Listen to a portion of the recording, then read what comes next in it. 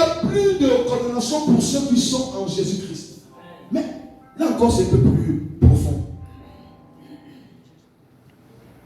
La Bible dit que dans Jean 3,16, allons-y. Dieu a tant aimé le monde qu'il a envoyé. Il a envoyé qui? Afin que qui croit ne périsse pas. Donc la vie commence à partir de qui? Oh, répondez-moi, la vie commence à partir de qui? La vie commence à partir de... La vie commence à partir de... Voilà. Et Nicodème est clair.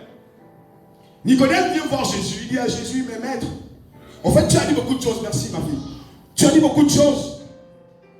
Tu nous as parlé, mais il y a une chose qui me dérange. Nicodème était docteur de la parole de Dieu. Il dit, mais il y a quelque chose qui me dérange parce que je ne conçois pas comment tu peux mettre en pratique le principe de la nouvelle naissance. Comment est-ce possible pour un homme de reprendre sa vie et toi tu dis que pour que cet homme reprenne la vie, il faut éventuellement qu'il puisse renaître de nouveau. Mais c'est pas possible, je ne comprends pas. Ou bien c'est les récits, je pense que là il y a un problème. Mais Jésus dit, hey. Ça c'est ce que Dieu a compris. Alléluia. Donc la vie commence à partir de... Après la mort de... Quelqu'un est là? Allons-y dans Romains 5. À partir du verset 8. Comment il va partir du verset 8? Mais Dieu prouve son amour envers nous en ce que lorsque nous étions encore des pécheurs, Christ est mort pour nous. Christ est mort pour nous. Ok, on continue. À plus forte raison donc, maintenant que nous sommes justifiés par son sang. À plus forte raison que nous sommes maintenant justifiés par son sang. Serons-nous sauvés par lui de la colère? Car si, lorsque nous étions ennemis, nous avons été réconciliés avec Dieu par la mort de son Fils. Gloire à Dieu. Alléluia. Alléluia. Continue ma fille. À plus forte raison, étant réconciliés, serons-nous sauvés par sa vie. Alléluia. Amen. Et non seulement cela, mais encore, continue ma fille. Et non seulement cela, mais encore, nous nous glorifions en Dieu par notre Seigneur Jésus-Christ, par qui, maintenant, nous avons obtenu la réconciliation. Acclamons pour le roi des rois.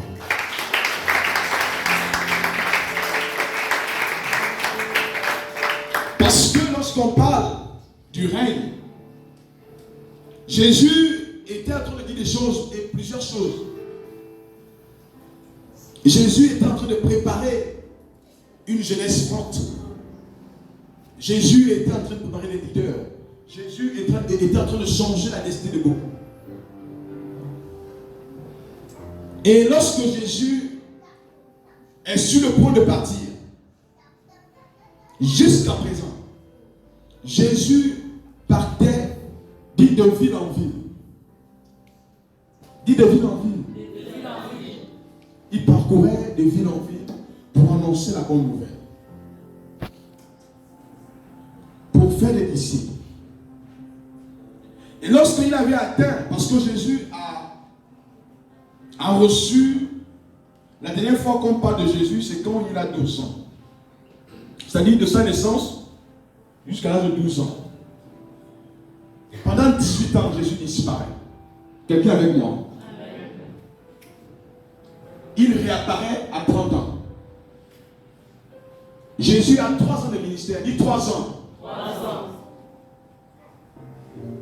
Et pendant ces 3 ans, Jésus se met en route pour choisir Pierre. Oui, c'est pas bien. Alléluia. Il choisit Williams, Ulrich. Alléluia. Mais Jésus se rend compte que la force qu'il a maintenant, malgré qu'il était Dieu, mais il ne pouvait pas se déployer dans le monde. Donc le pouvoir du testament ne peut pas encore avoir lieu parce qu'il a connu la chair. Alléluia. Il est dans sa chair, donc il ne peut qu'opérer comme moi aujourd'hui. Parce que je ne peux pas en même temps opérer aux États-Unis, opérer à Libreville, en Zion, même à Damas. Je ne peux pas opérer. C'est impossible. Parce que je suis limité. Alors Jésus dit à ses disciples que je m'en vais vers le Père. Et lorsqu'il monte vers le Père, il dit non, mais après il remarque que lui-même c'est triste parce que je dois mourir. Mais Williams, moi je t'apprends que je vais mourir. Et je suis appelé à mourir. La seule personne avec qui tu dois être en intimité, c'est le Saint-Esprit. Et Jésus dit à ses disciples que je m'en vais vers le Père. Je vais vous laisser. La Bible dit que beaucoup étaient tristes. Mais Jésus leur dit, il est préférable pour vous que je m'en aille. Mais je ne vous laisserai pas orphelins. Je vous enverrai le Saint-Esprit qui vous conduira en toutes choses. Alléluia. Alléluia. Que personne ne vous mente. Tous ceux qui sont réconciliés avec Dieu, qui ont accepté Christ Jésus aujourd'hui, je vous le dis, ni le chômage, ni la maladie, ni n'importe quel problème ne devrait plus nous arriver. Alléluia. Parce que nous sommes maintenant hérités. L'héritage, comment on va dire la Bible? Dit, l'héritage commence après Jésus. L'héritage commence après Jésus. On est là? On est là? Donc en réalité, je ne peux avoir part à l'héritage si seulement si mon père qui est là ne vit plus. Donc c'est pourquoi Jésus a d'abord passé le temps à faire des miracles. Jésus a passé du temps à enseigner parce qu'il voulait avoir des hommes faits. On ne va pas à l'école pour être pasteur. On ne va pas à l'école pour être prophète. Alors je vais te surprendre qu'on ne va pas à l'école pour être chanteur. C'est un don de Dieu. Alléluia. Amen. Dans ta relation avec Dieu, tu te découvres. Alléluia. Amen. Alléluia. Amen. C'est dans l'exercice du ministère que tu sais qu'aujourd'hui, Dieu te dit que toi, tu es évangéliste. Alléluia. Et c'est pourquoi la révélation de Pierre est là. Il dit, tu es Pierre. Mais est-ce que Pierre n'a pas révélé Jésus 3 fois? Amen. Pierre n'était pas encore prêt. Mais Pierre avait la révélation.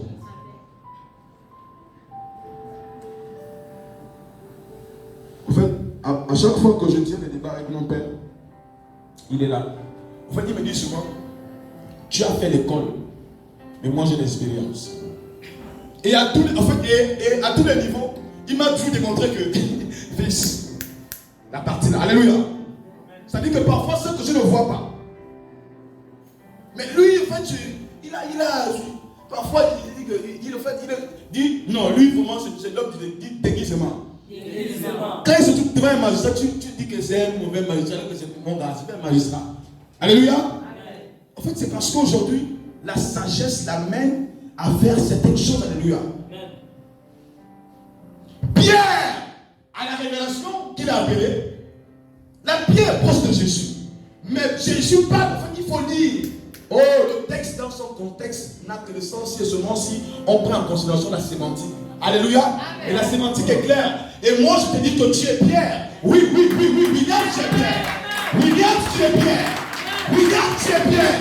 Mais je te dis que toi, tu es Pierre et je bâtirai. Au futur, je te bâtirai. Pour l'instant, écoute-moi, suis-moi, mais je te bâtirai.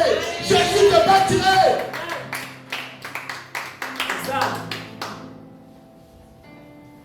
Maintenant, dis les époques ont changé. Les époques ont changé. On dit avec lesquelles les époques ont changé. Les époques ont changé. Relâchez l'église de Dieu maintenant. Jésus est mort. Hein? Donc vous n'avez pas besoin de moi pour devenir ce que vous êtes. Là c'est un champ. Je suis juste l'intermédiaire. Dieu m'utilise pour t'amener à comprendre ce que tu es. Mais je ne suis pas le mandataire. Parce que toi et moi, dès l'instant-là, nous sommes héritiers. Nous avons maintenant la possibilité de briser tête, de changer nos vies, parce que nous sommes héritiers. Il n'y a plus de papa, non. Je peux juste t'amener à comprendre que tu peux y arriver. Tu vas arriver. C'est possible. Je peux prier pour que Dieu t'ouvre les yeux. Mais je ne suis pas Dieu. Jésus-Christ a payé sur la prix. Il a payé le plus grand prix. Amen. Jamais. Maintenant que chacun se prenne en charge. Mais pourquoi vous ne voulez pas être victime? Vous êtes victime parce qu'il y a un manque de connaissance. Amen. Ah, dit manque de connaissance. Manque de connaissance. Non, dis-le avec les dents, dis manque de connaissance. Manque de connaissance. J'ai peur de deux types de personnes. Alléluia. J'ai peur de l'homme ignorant. J'ai peur du respect de l'homme qui est ignorant. Parce que quand il remet la connaissance de mon frère, si tu l'as menti, il t'insulte. Alléluia. Amen. Oui, oui.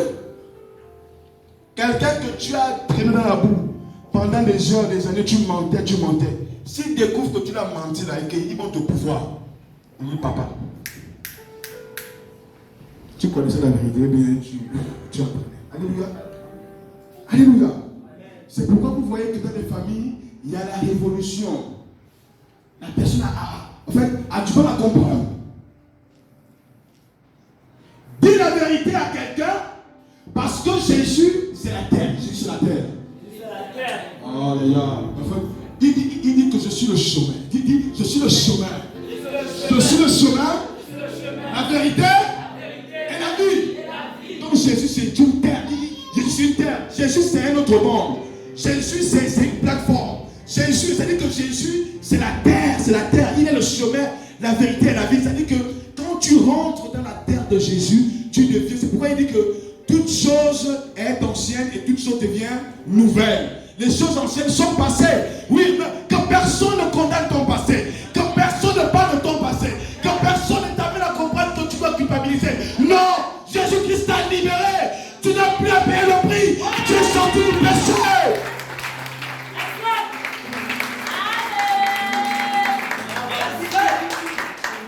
Après le testament, je deviens héritier. Mais pendant que le testament n'est pas encore établi, je subis. Mais Jésus est mort, pourquoi tu subis? Dis mon peuple périt faute de connaissance. Oh my God. Dis mon peuple pour.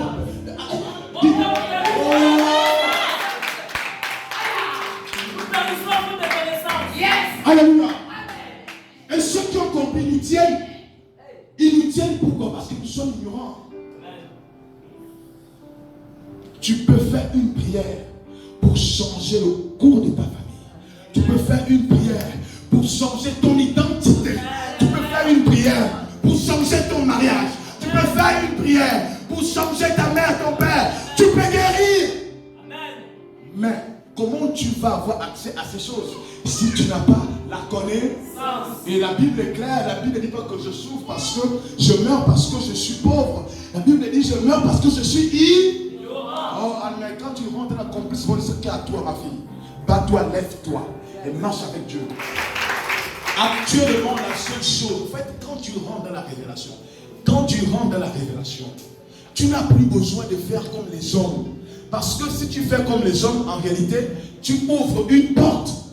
Quand tu es dans la révélation, parce qu'en fait, toi, tu as la grâce de recevoir la révélation.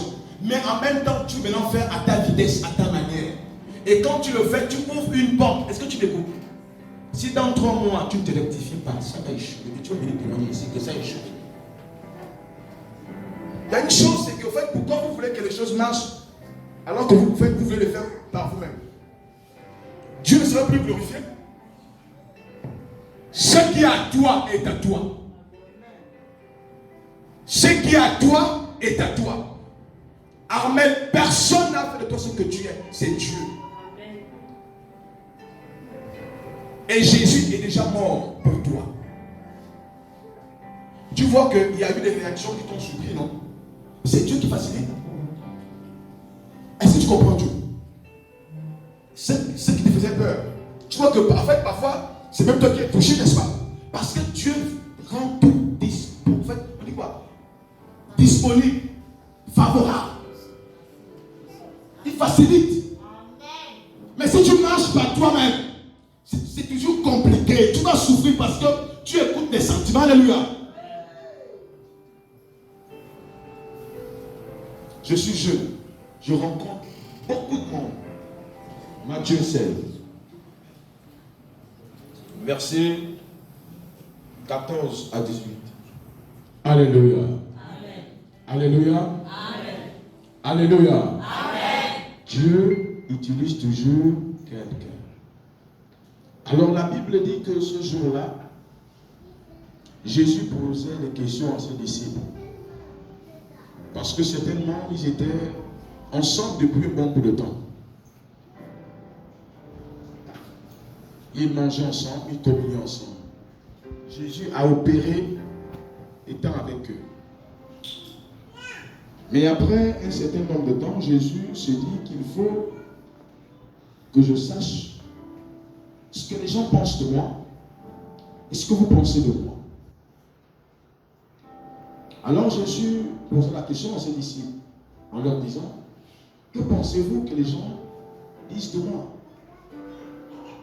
Dit une chose évidente, c'est que lorsqu'on marche avec une personne, on a quand même pour une nomination, même pour entreprendre une vie, même pour donner un marché, il y a toujours l'enquête de moralité pour savoir avec qui on doit travailler. Parce que Jésus était là comme le médiateur. Il savait qu'il avait une mission bien précise. Il savait qu'il était venu pour changer la destinée de plusieurs. Il savait qu'il est venu pour le salut. Il savait qu'il avait un grand mandat.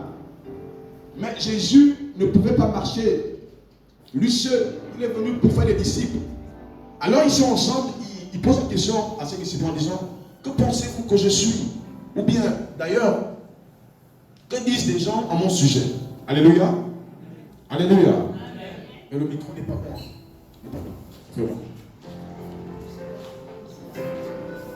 Alors, c'est parfois des questions qu'on se pose au quotidien.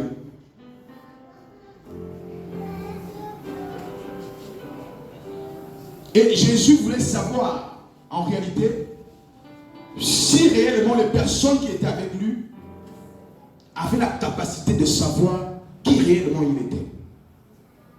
Alléluia. Parce qu'on peut faire chemin ensemble sans se connaître. C'est si et seulement si on se connaît, à partir de là, je peux prendre des positions sachant qui tu es. Mais si je marche avec toi sans te connaître, forcément, je vais avoir des a priori, je vais avoir des préjugés. Il suffit juste d'un vent pour que je change d'avis. En réalité, parce que je ne suis pas transporté par la révélation de qui tu es.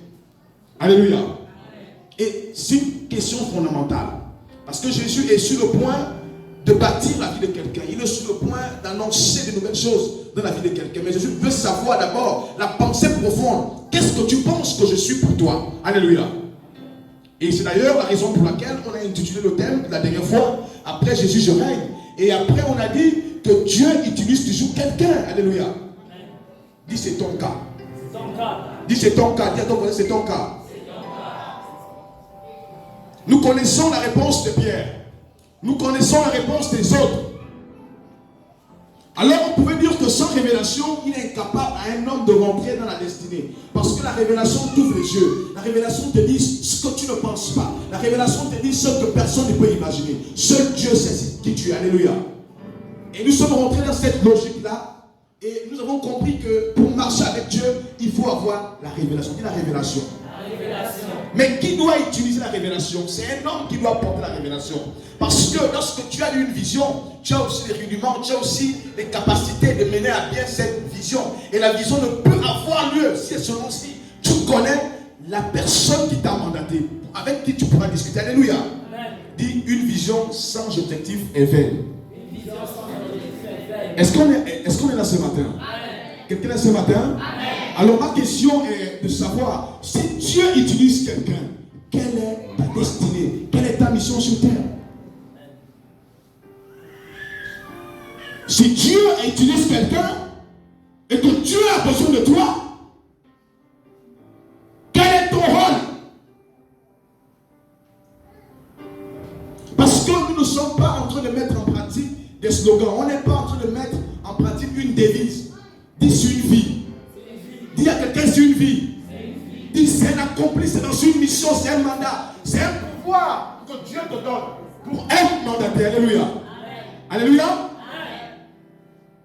Alors Jésus dit à ses disciples, nous avons mangé, on a marché ensemble. On a été complices, j'ai opéré des miracles avec vous. Mais vous savez, Jésus, à cette heure-là, n'avait pas encore fait l'acte définitif. Alléluia. Quelqu'un là? Jésus était encore en train d'attirer. Jésus était encore en train d'attirer. Alléluia. Parce que Jésus, dans cette parole, lorsque Pierre a la révélation, Jésus dit à Pierre que tu es Pierre.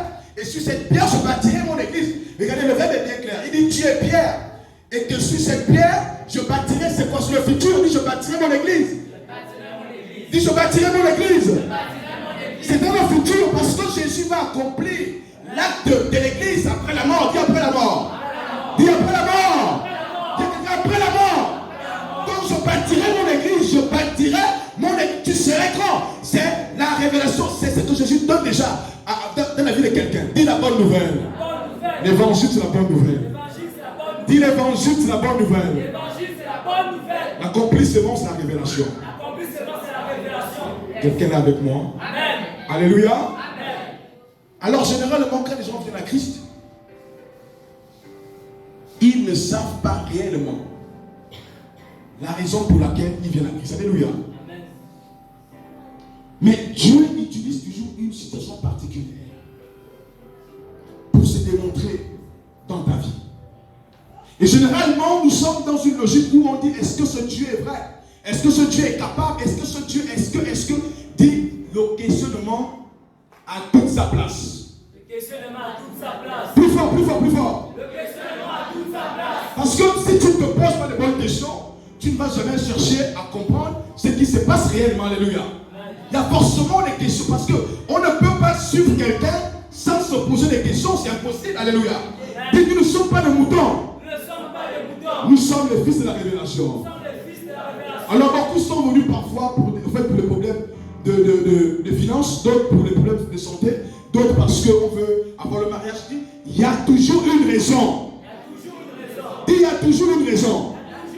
Il y a même d'autres qui viennent parce qu'ils veulent comprendre comment Dieu fonctionne. Il y a toujours une raison. Alors c'est pourquoi on a dit que Dieu utilise toujours quelqu'un. Parce que Dieu ne va jamais utiliser un animal pour venir se révéler aux hommes. Alléluia. Jésus utilise toujours quelqu'un dans ta vie pour t'apporter la nouvelle que tu vas entendre. Alléluia. Mais, dis-moi. Ah, voici les promesses. Ici, on était encore dans l'évangile. Nous étions dans l'évangile, dans les promesses de Dieu. Nous étions parce qu'il dit, et moi je te dis, il parle au présent. Il dit, moi je te dis, que tu es Pierre. Jusque-là, il est au présent. Alléluia. Alléluia. Amen. Et la parole de Dieu dit que il connaît des plans qu'il a formés pour nous. Amen. Les plans de bonheur et non de malheur. Amen. Alléluia. Jusqu'à il dit, et moi je te dis, tu es Pierre. Et que sur cette pierre, je bâtirai mon église. Amen. Du futur. Du futur. Ah. Jésus parle au présent.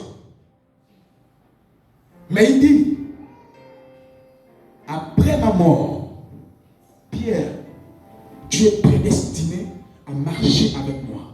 Amen.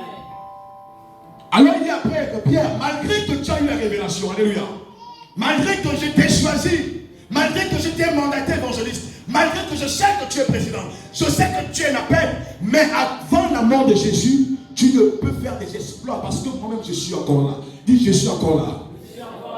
Alléluia. Et parfois j'ai compris, c'est peut-être une folie, hein, mais je vais le dire. Le Nouveau Testament ne commence pas à Matthieu. Alléluia.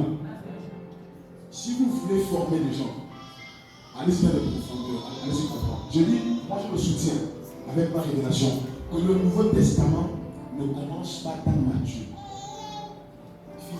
Allez-y, tu peux le lire. Et la parole, tu vas le soutenir. Alléluia. Parce que quand on parle du Nouveau Testament, ce qu'il y a Ancien Testament, alléluia.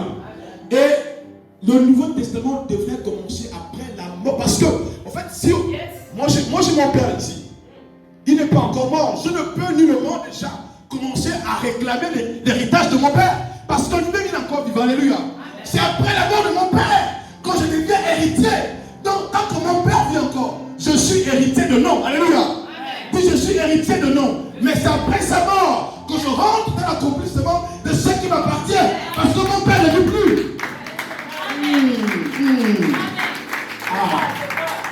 Donc, quand on parle de testament, Ancien Testament et Nouveau Testament, est-ce qu'on parle de testament sans la mort? Quelqu'un avec moi? Vous savez, j'ai eu peur de dire cela. Parce que lorsque j'ai commencé à interroger les Écritures, j'ai commencé à lire la Bible, j'ai dit, mais personne ne la lit. Ceux qui ont écrit ont dit que le Nouveau Testament commence à partir de Matthieu. Et je l'ai dit à certaines personnes avant, mais quand Dieu se révèle à moi, et pendant que je ne voulais pas prêcher ce message, Dieu m'a dit ce matin, debout, parle.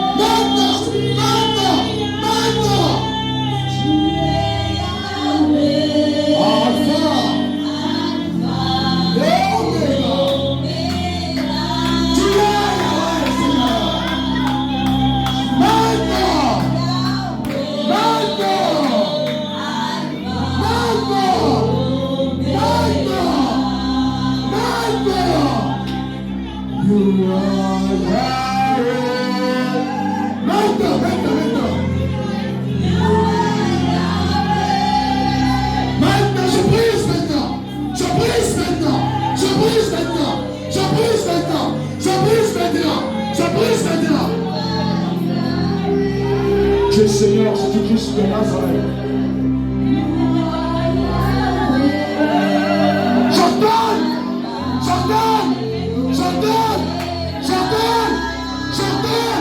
la libération de ta vie. Au nom de Jésus. Au nom de Jésus. Yes.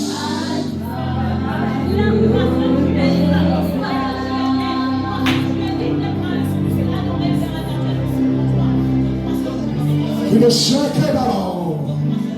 Rimashake baba. Kamusiki ya moshe osikape. Kimoseke oseke. Kimoseke ba oseke sakoshe. Karo ke oseke ba. Ke moshe. Karo oseke ba. Ke oseke sako. Kiro oseke.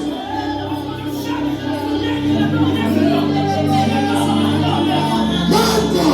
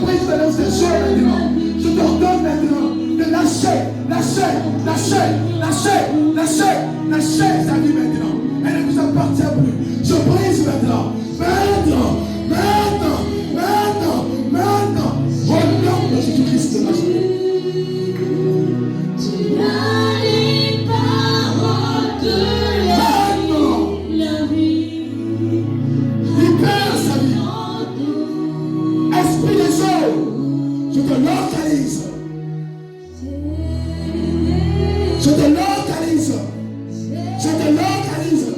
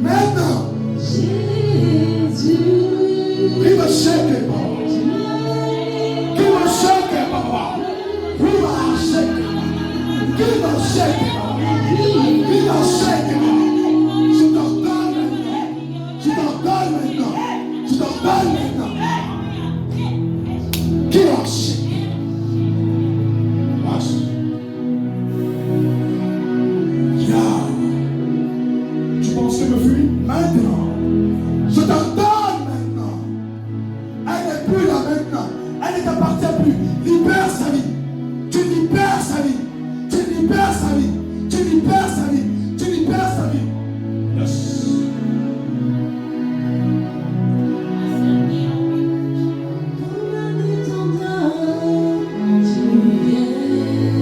Qui va shake?